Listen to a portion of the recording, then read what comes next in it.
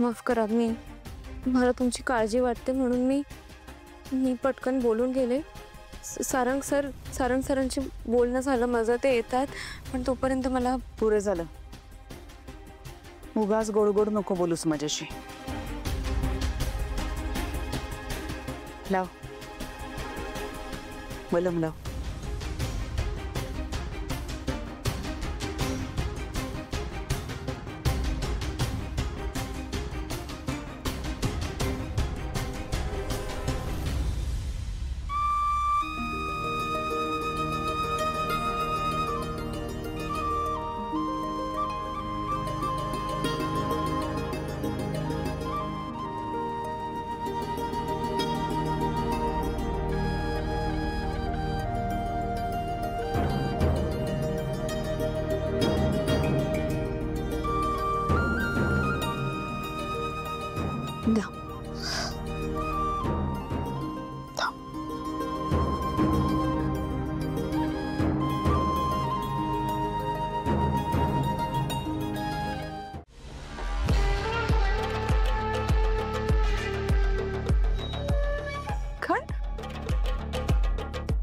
हे काय नवीन नाटक आहे आता?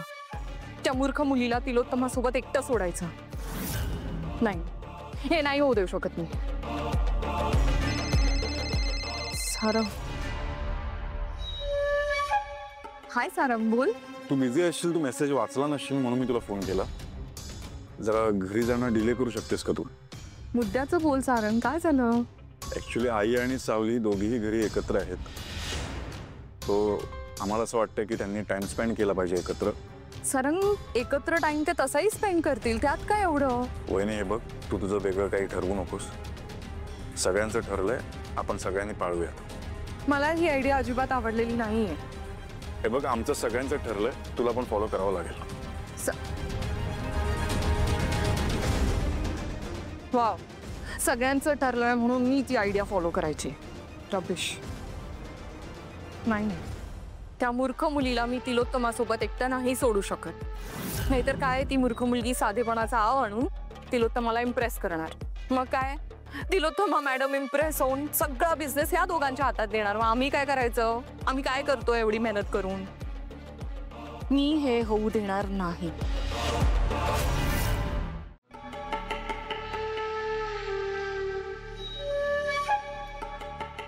मी समोर जाण्यापेक्षा यांच्या अपरोक्ष जाऊन घरात प्रॉब्लेम्स क्रिएट केले तर? नाही म्हणजे सारंगने विचारलं तर सांगता येईल की बाबा मी घरी गेलेच नाही.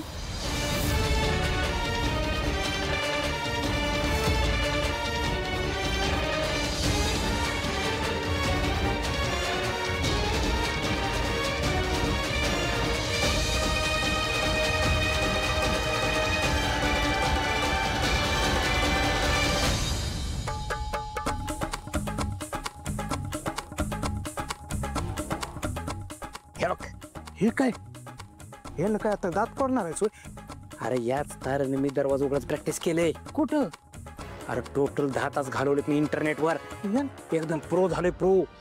भाऊ, हे लोक वेगळं आणि उघडलेलं आहे. तुला सांगतो, मोठ्या लोकांमध्ये ना वेगळं लोक असतं, पिक्चर मध्ये दाखवतात तसं. हे तो उघडच आहे म्हणजे तुझे 10 तास फुकट गेले भाऊ. माहिती चल चल.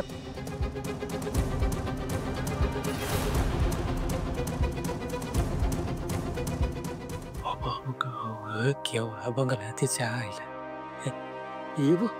हे बुद्धिबळ पण आहे. इथे काय बुद्धिबळ खेळायला आलाय? All okay? काही आणू? नाही मम्मा.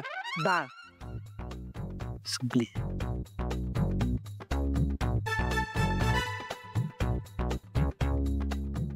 आणते.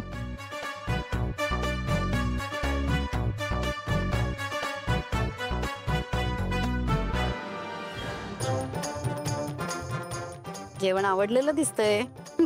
खा खा. भाजी संपली. आणते आणते.